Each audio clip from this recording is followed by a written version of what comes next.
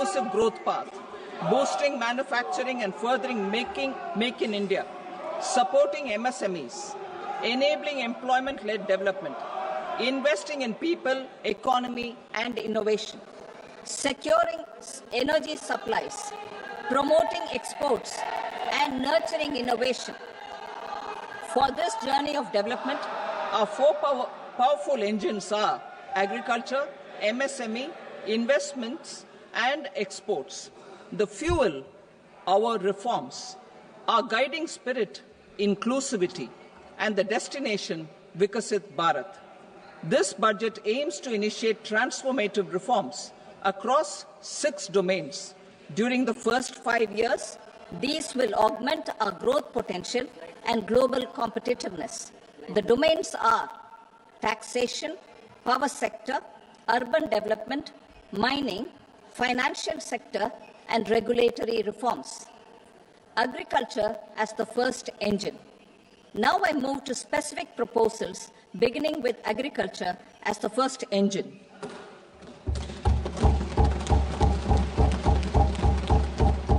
Prime Minister Dhan Dhanya Krishi Yojana, developing agri-districts program. Motivated by the success of the aspirational district program, our government will undertake a Prime Minister Dhan Dhanya Krishi Yojana in partnership with states. Through the convergence of existing schemes and specialized measures, the program will cover 100 districts developing agri-districts program. Moderate crop motivated by the success of the aspirational district program, our government will undertake a Prime Minister Dhan Dhanya Krishi Yojana in partnership with states. Through the convergence of existing schemes and specialized measures, the program will cover 100 developing agri-districts program. Moderate crop motivated by 4. Improve irrigation facilities, and 5. Facilitate availability of long-term and short-term credit. This program is likely to help 1.7 crore farmers. Building rural prosperity and resilience. A comprehensive multi-sectoral rural prosperity and resilience program will be launched in partnership with the states. This will address underemployment in agriculture through skilling, investment, technology, and invigorating the rural economy. The goal is to generate ample opportunities in rural areas so that migration is an option but not a necessity. The program will focus on rural women, young farmers, rural youth, marginal and small farmers, and landless families. The details are in Annexure A. Domestic best practices will be incorporated, and appropriate technical and financial assistance will be sought from multilateral development banks. In Phase 1, 100 developing agri-districts will be covered. Atmanirbharta in pulses. Our government is implementing the National Mission for Edible Oil Seed for achieving Atmanirbharta in edible oils. Our farmers have the capability to grow enough for our needs and more. 10 years ago, we made concerted efforts and succeeded in achieving near self-sufficiency in pulses. Farmers responded to the need by increasing the cultivated area by 50%, and government arranged for procurement and remunerative prices. Since then, with rising incomes and better affordability, our consumption of pulses has increased significantly. Our government will now launch a 6-year mission for Atmanirbharta in pulses with a special focus on Tuar, Urad, and Masoor. Details are in Annexure B. Central agencies such as NAFED and NCCF will be ready to procure these 3 pulses as much as offered during the next 4 years from farmers who register with these agencies and enter into agreements. Comprehensive program for vegetables and fruits. It is encouraging that our people are increasingly becoming aware of their nutritional needs. It is a sign of a society becoming healthier. With rising income levels, the consumption of vegetables, fruits, and Sri Anna is increasing significantly. A comprehensive program to promote production, efficient supplies, processing, and remunerative prices for farmers will be launched in partnership with the states. Appropriate institutional mechanisms for implementation and participation of farmer producer organizations and cooperatives will be set up. Makhana Board in Bihar. For this, there is a special opportunity for the people of Bihar. A Makhana Board will be established in the state to improve production, processing, value addition, and marketing of makhana. The people engaged in these activities will be organized into FPOs. The board will provide hand-holding and training support to makhana farmers and will also work to ensure they receive the benefits of all relevant government schemes. A national mission on high-yielding seeds will be launched, aimed at 1. Strengthening research ecosystem, 2.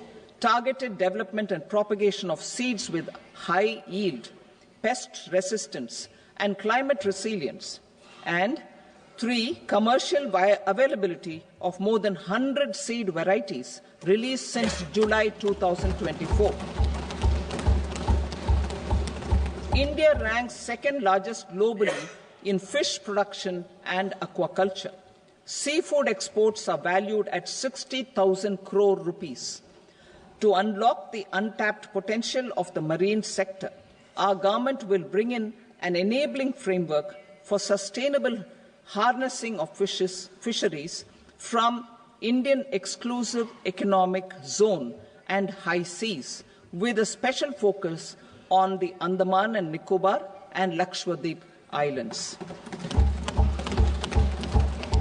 For the benefit of lakhs of cotton growing farmers, I am pleased to announce a mission for cotton productivity.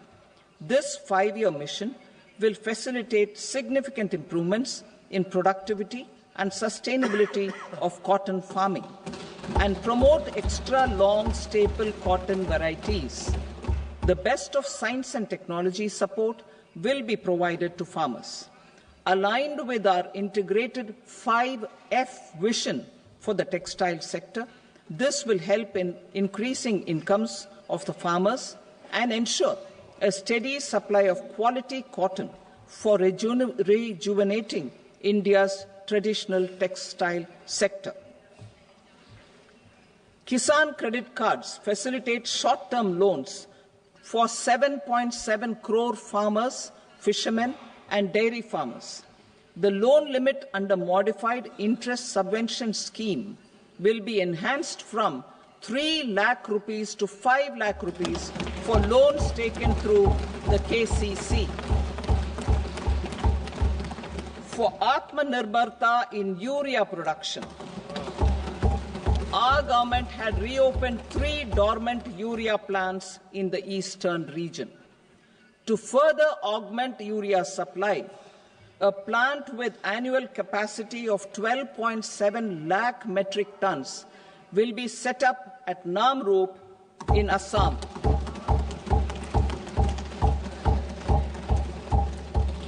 India Post, with 1.5 lakh rural post offices, complemented by the India Post Payment Bank and a vast network of 2.4 lakh Dak Sevaks, will be repositioned to act as a catalyst for the rural economy.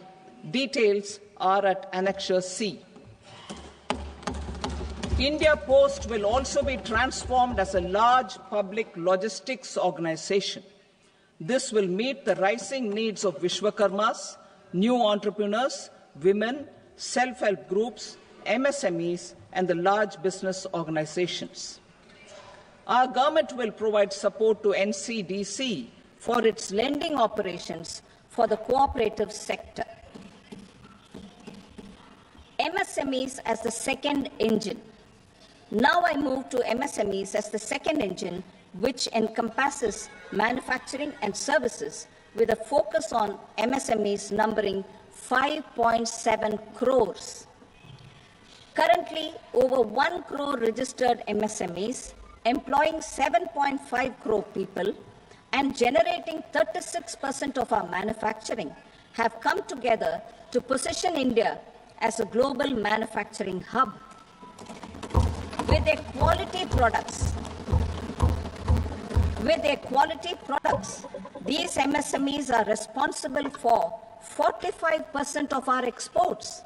To help them achieve higher efficiencies of scale, technological upgradation, and better access to capital, the investment and turnover limits for classification of all MSMEs will be enhanced to 2.5 and 2 times respectively. This will give them the confidence to grow and generate employment for our youth. The details are given in Annexure D. To improve access to credit, the credit guarantee cover will be enhanced. First, for micro and small enterprises from 5 crore to 10 crore rupees, leading to additional credit of 1.5 lakh crores in the next 5 years. Second, for startups from 10 crore rupees to 20 crore rupees, with the guarantee fee being moderated to 1% for loans in 27 focus sectors which are important for Atmanirbhar Bharat. And for well-run exporter MSMEs, for term loans up to 20 crore rupees. Also for the micro enterprises, we will introduce customized credit cards with a 5 lakh rupee limit for micro enterprises registered on Udyam portal. In the first year, 10 lakh such cards will be issued. Fund of funds for startups. The alternate investment fund, AIFs, for startups have received commitments of more than 91,000 crores rupees. These are supported by the fund of funds set up with the Government of India's contribution of 10,000 crore rupees. Now, a new fund of funds with expanded scope and a fresh contribution of another 10,000 crore rupees will be set up. A new scheme will be launched for 5 lakh women, scheduled castes and scheduled tribes, first-time entrepreneurs. This will provide term loans up to 2 crore rupees during the next 5 years. The scheme will incorporate lessons from the successful Stand Up India scheme. Online capacity building for entrepreneurship and managerial skills will also be organized. Measures for labor-intensive sectors. To promote employment and entrepreneurship opportunities in labor-intensive sectors, our government will undertake specific policy and facilitation measures. To enhance the productivity, quality, and competitiveness of India's footwear and leather sector, a focused product scheme will be implemented.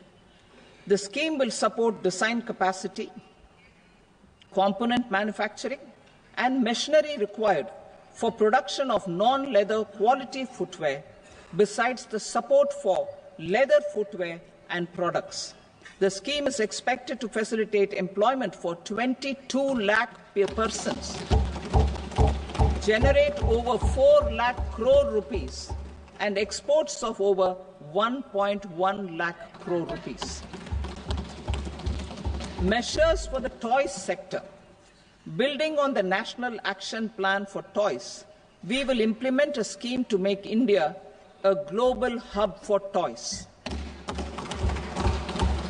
The scheme will focus on development of clusters, skills, and a manufacturing ecosystem that will create high-quality, unique, innovative, and sustainable toys that will represent the Made in India brand.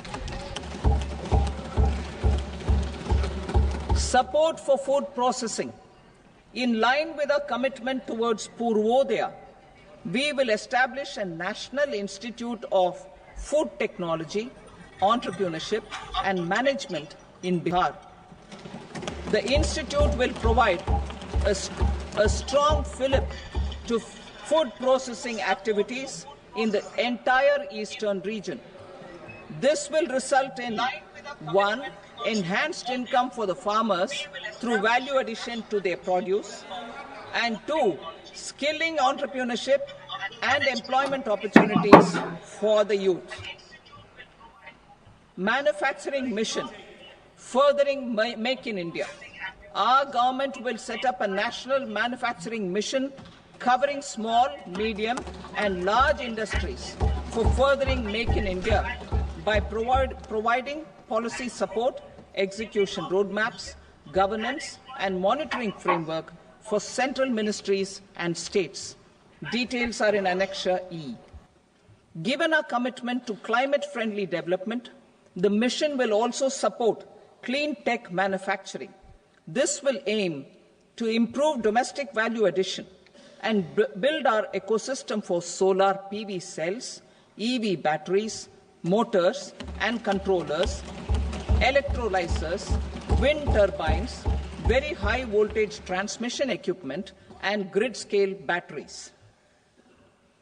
Investment as the third engine. Now I move to investment as the third engine, which encompasses investing in people, investing in the economy, and investing in innovation. Investing in people. Saksham Anganwadi and Poshan 2.0. Saksham Anganwadi and Poshan 2.0 program provides nutritional support to more than 8 crore children, 1 crore pregnant women and lactating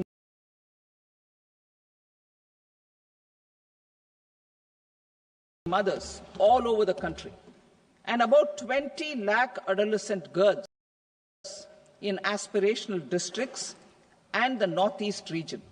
The cost norms for these nutritional support will be enhanced appropriately.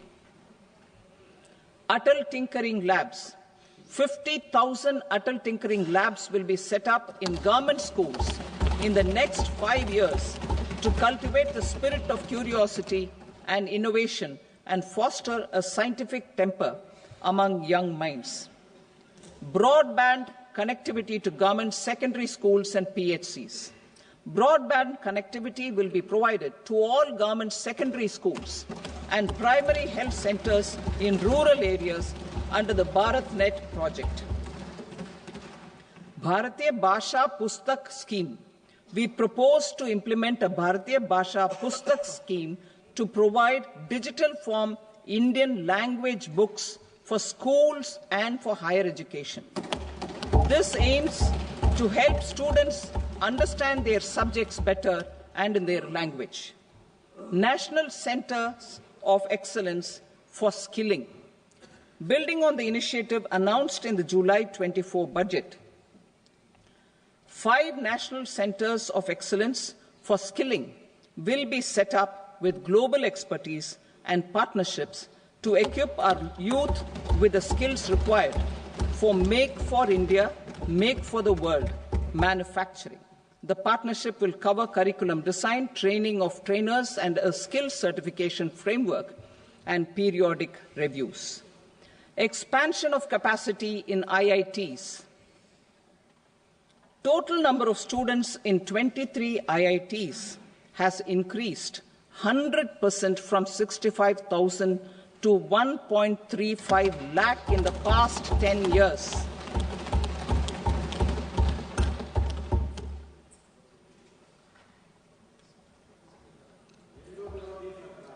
Additional infrastructure will be created in the 5 IITs started after 2014 to facilitate education for 6,500 more students. Hostel and other infrastructure capacity at IIT Patna will also be expanded.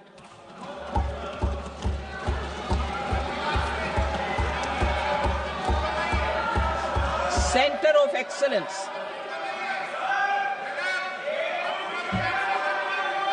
Center of Excellence in AI for Education.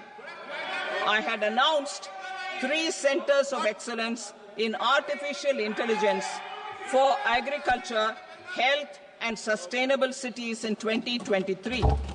Now a center of excellence in artificial intelligence for education will be set up with a total outlay of 500 crores. Expansion of medical education. Our government has added almost 1.1 lakh undergraduate and postgraduate medical education seats in 10 years, an increase of 130%. In the next year, 10,000 additional seats will be added in medical colleges and hospitals towards the goal of adding 75,000 seats in the next 5 years. Daycare cancer centers in all district hospitals.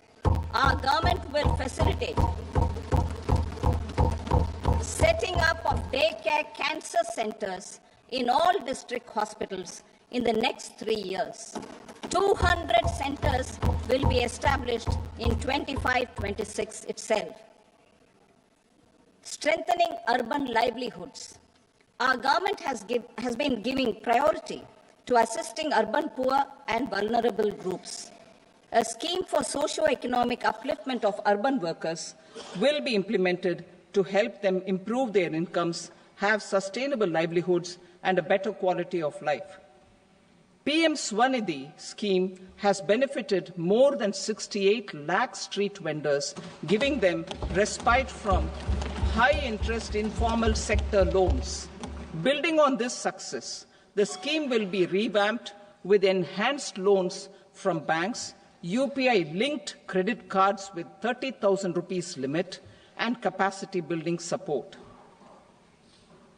Social Security Scheme for welfare of online platform workers. Gig workers of online platforms provide great dynamism to the new age services economy.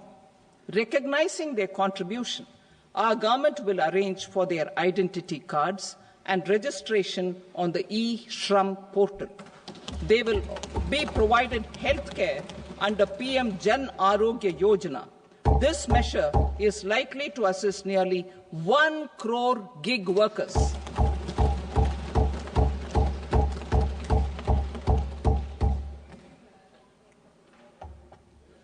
Investing in the economy. Public-private partnership in infrastructure. Each infrastructure-related ministry will come up with a 3-year pipeline of projects that can be implemented in PPP mode. States will also be encouraged to do so and can seek support from the India Infrastructure Project Development Fund, which is a scheme to prepare PPP proposals. Support to states for infrastructure. An outlay of 1.5 lakh crore is proposed for the 50-year interest-free loans to states for capital expenditure and incentives for reforms. Building on the success of the first asset monetization plan announced in 2021, the second plan for 2025 to 30 will be launched to plow back capital of 10 lakh crore in new projects.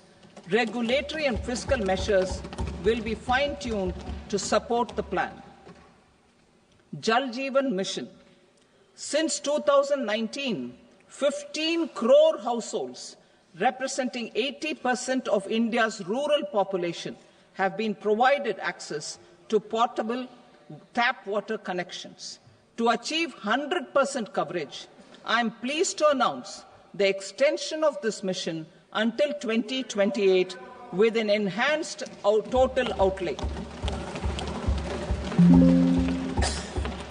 The mission's focus will be on the quality of infrastructure and O&M of rural piped water supply schemes through Jan Bhagidari.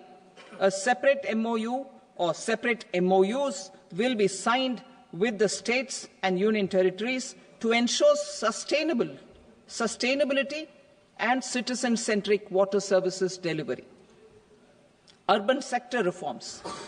Building on the July budget proposals, urban sector reforms related to governance, municipal services, urban land and planning will be incentivized. Urban Challenge Fund. The government will set up an Urban Challenge Fund of 1 lakh crore rupees to implement the proposals for cities as growth hubs, creative redevelopment of cities, and for water and sanitation purposes announced in the July budget. This fund will finance up to 25% of the cost of bankable projects, with a stipulation that at least 50% of the cost is funded from bonds, bank loans, and PPPs. An allocation of 10,000 crore is proposed in 2025-26. Power sector reforms. We will incentivize electricity distribution reforms and augmentation of intra-state transmission capacity by states.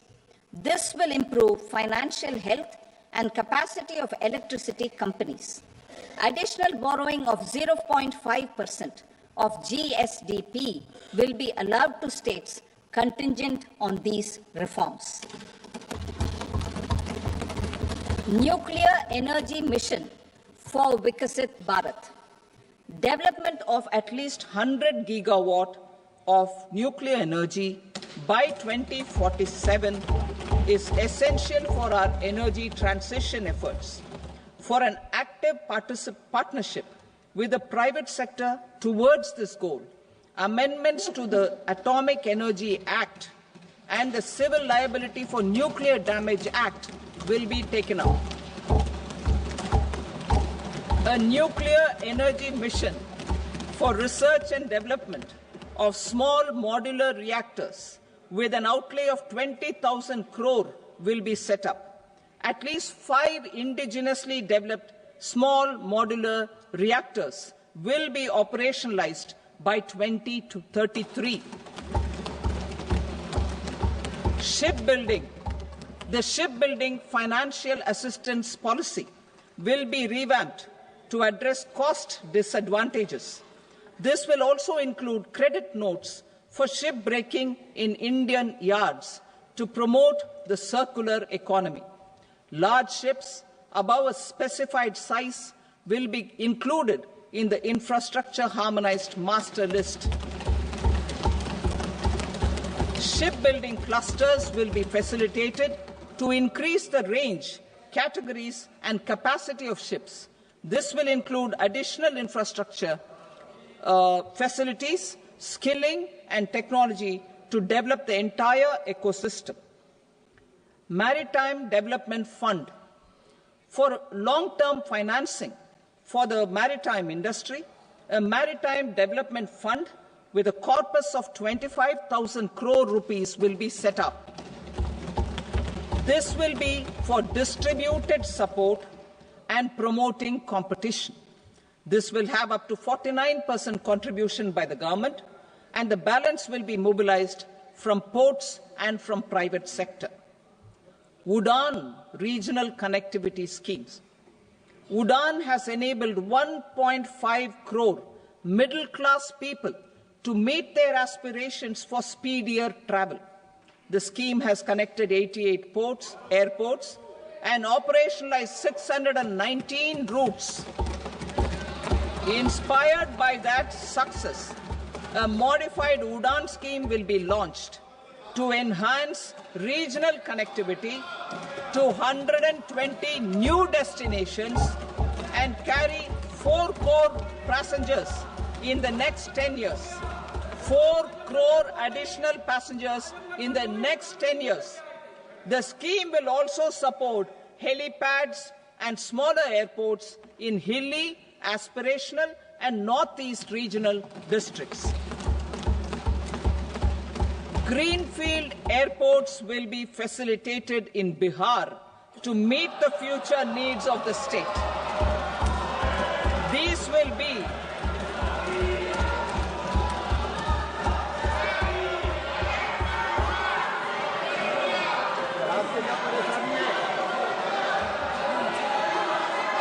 These will be in addition to the expansion of the capacity of Patna Airport and a brownfield airport in Beta. Western Kosi Canal project in Mithilanchal. Financial support will be provided for the Western Kosi Canal ERM project, benefiting a large number of farmers, cultivating over 50,000 hectares of land in the Mithilanchal region of Bihar. Mining sector reforms, including those for minor minerals, will be encouraged through sharing of best practices and institutions of a state mining index. A policy for recovery of critical minerals from tailings will be brought out. Under the special window for affordable and mid-income housing, SWAMI, 50,000 dwelling units in stressed housing projects have been completed and keys handed over to home buyers. Another 40,000 units will be completed in 2025, further helping middle-class families who are paying EMIs on loans taken for apartments while also paying rent for their current dwellings. Building on this success, SWAMI Fund 2 will be established as a blended finance facility with contribution from the government, banks and private investors. This fund of 15,000 crore rupees will aim for expeditious completion of another 1 lakh units. PM Gati Shakti data for private sector.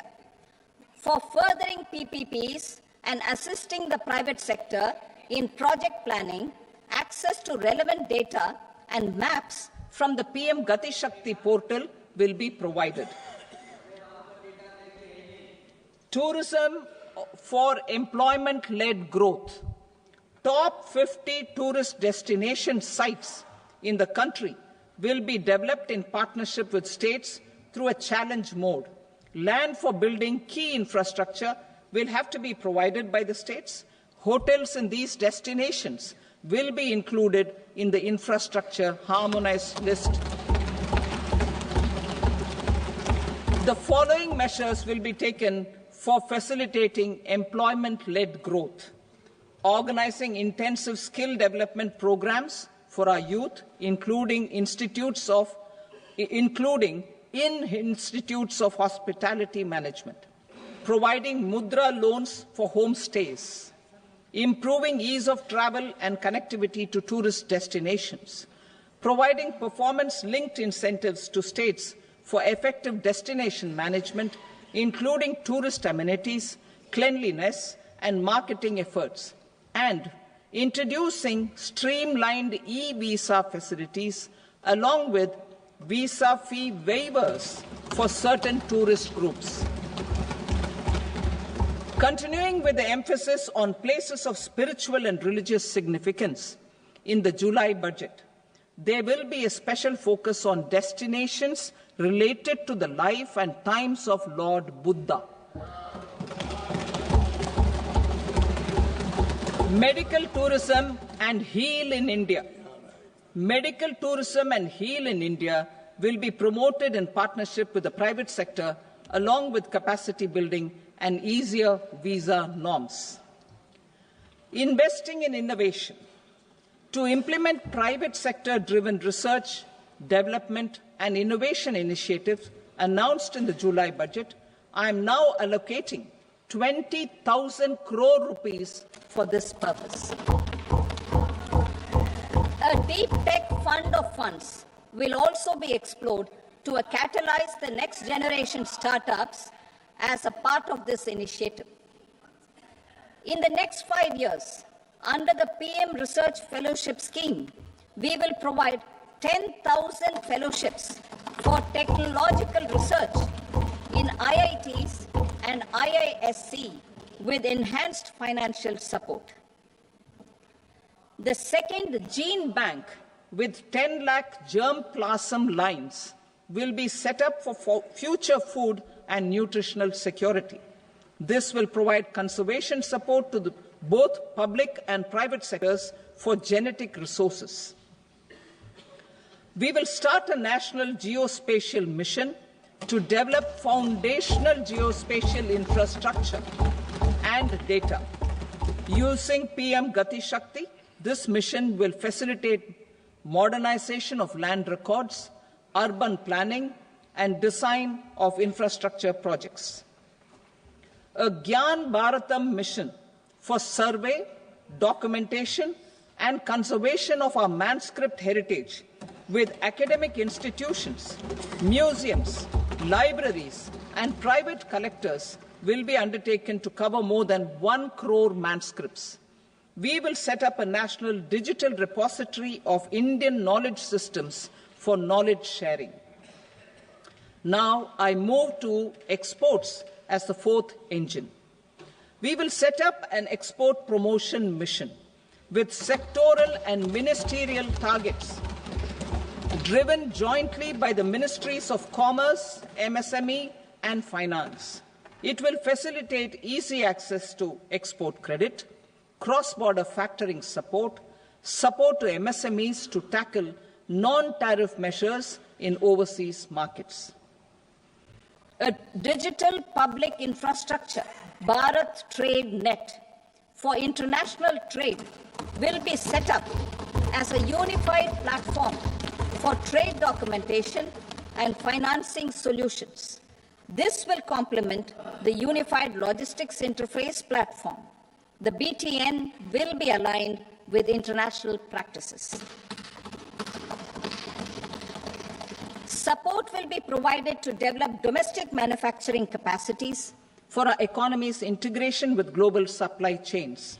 Sectors will be identified based on objective criteria. Facilitation groups with participation of senior officers and industry representatives will be formed for select products and supply chains. Through this, there are huge opportunities related to Industry 4.0, which needs high skills and talent. Our youth have both. Our government will support the domestic electronic equipment industry to leverage this opportunity for the benefit of our youth. A national framework will be formulated as guidance to states for promoting global capability centers in emerging Tier 2 cities.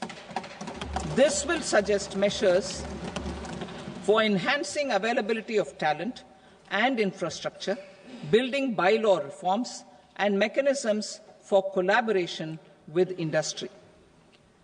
Our government will facilitate upgradation of infrastructure and warehousing for air cargo, including high-value perishable horticultural produce. Cargo screening and customs protocol will be streamlined and made user-friendly.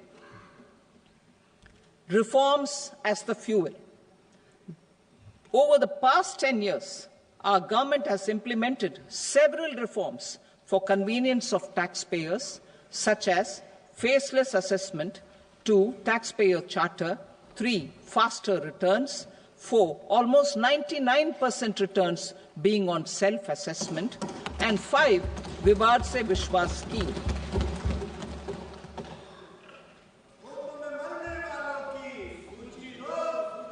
Continuing these efforts, I reaffirm the commitment of the tax department to trust first, scrutinize later. I also propose to introduce the new income tax bill next week. I will detail the indirect tax and changes in direct taxes in Part B. Financial sector reforms. The FDI limit for the insurance sector will be raised from 74 to 100%.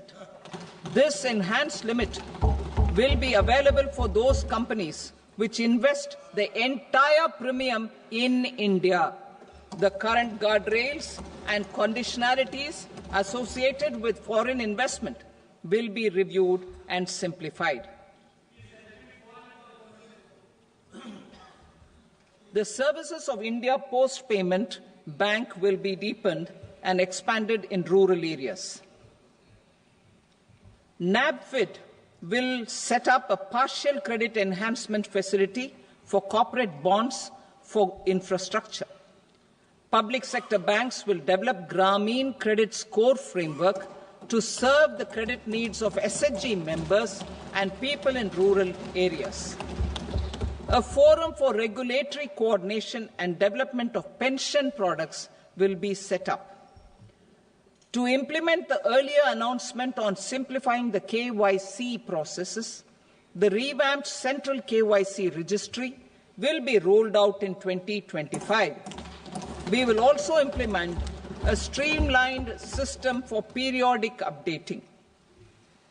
Requirements and procedures for speedy approval of company mergers will be rationalized. The scope for fast-track mergers will also be widened and the process made simpler.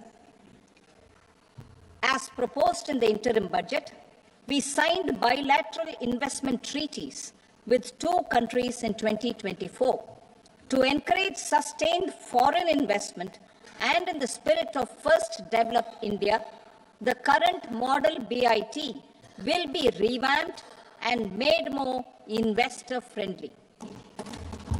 In the last 10 years, in several aspects, including financial and non-financial, our government has demonstrated a steadfast commitment to ease of doing business. We are determined to ensure that our regulations must keep up with technological innovations and global policy developments. A light-touch regulatory framework based on principles and trust will unleash productivity and employment. Through this framework, we will update regulations that were made under old laws. To develop this modern, flexible, people-friendly, and trust-based regulatory framework appropriate for the 21st century, I propose 4 specific measures. A high-level committee for regulatory reforms will be set up for a review of all non-financial sector regulations, certifications, licenses, and permissions. The committee will be expected to make recommendations within a year.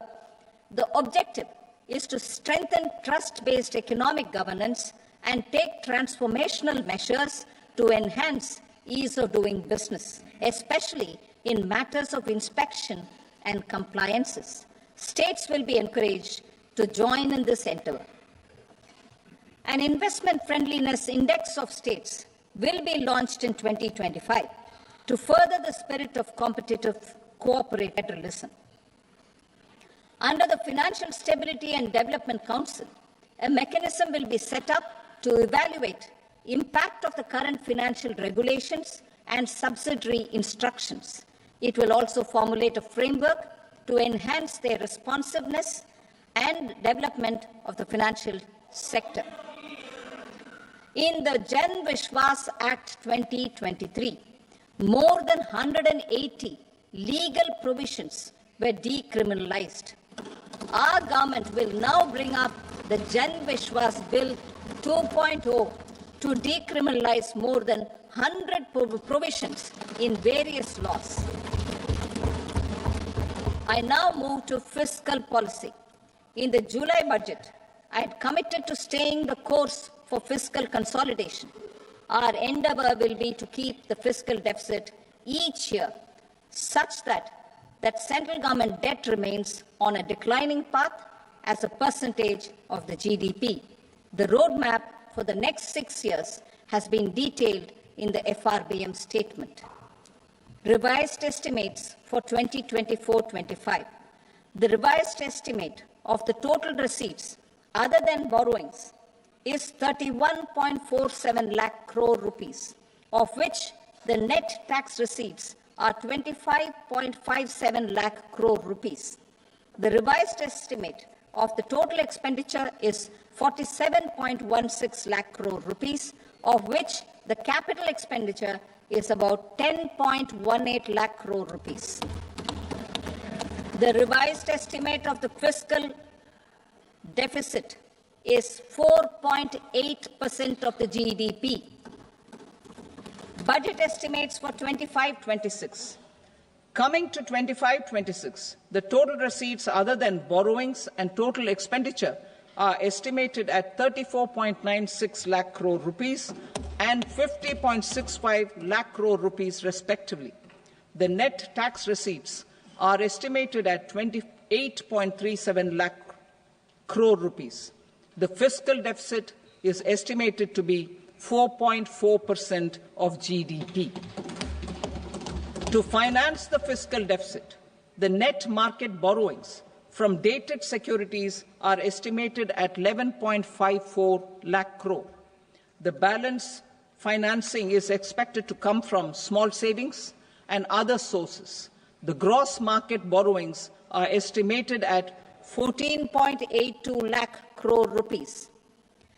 I will now move to Part B. Indirect taxes. My proposals relating to customs aim to rationalize tariff structure and address duty inversion. These will also support domestic manufacturing and value addition, promote exports, facilitate trade, and provide relief to common people. Rationalization of customs tariff structure for industrial goods. As a part of comprehensive review of customs rate structure announced in July 2024 budget, I propose to 1. Remove 7 tariff rates. This is over and above the 7 tariff rates removed in 23-24 budget. After this, there will be only 8 remaining tariff rates, including 0 rate. 2. Apply appropriate cess to broadly maintain effective duty incidence, except on a few items where such incidence will reduce marginally. 3. Levy not more than 1 cess or surcharge.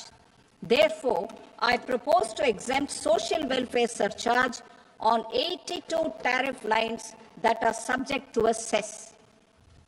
I shall now take up sector-specific proposals. To provide relief to patients, particularly those suffering from cancer, rare diseases, and other severe chronic diseases, I propose to add 36 life-saving drugs and medicines to the list of medicines fully exempted from basic custom duty.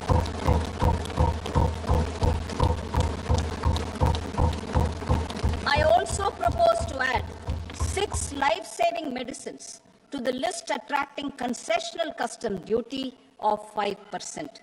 Full exemption and concessional duty will also respectively apply on the bulk drugs for manufacture of the above.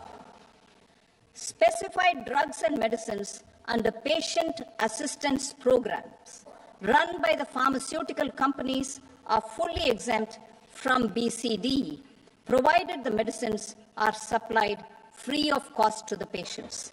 I propose to add 37 more medicines along with 13 new patient assistance programs. Support to domestic manufacturing and value addition. Critical minerals.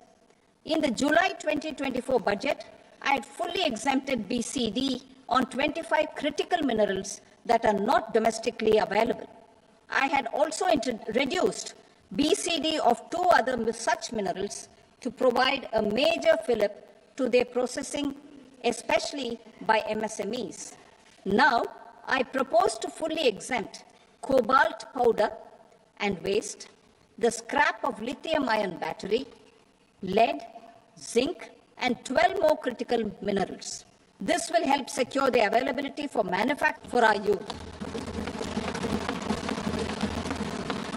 To promote domestic production of technical textile products such as agro-textiles, medical textiles, and geotextiles at competitive prices, I propose to add 2 more types of shuttle-less looms to the list of fully exempted textile machinery. I also propose to revise the BCD rate on knitted fabrics covered by 9 tariff lines from 10 or 20 to 20% or 115 rupees per kg, whichever is higher. Electronic goods. In line with our Make in India policy and to rectify inverted duty structure, I propose to increase the BCD on interactive flat panel display from 10% to 20% and reduce the BCD to 5% on open cell and other components.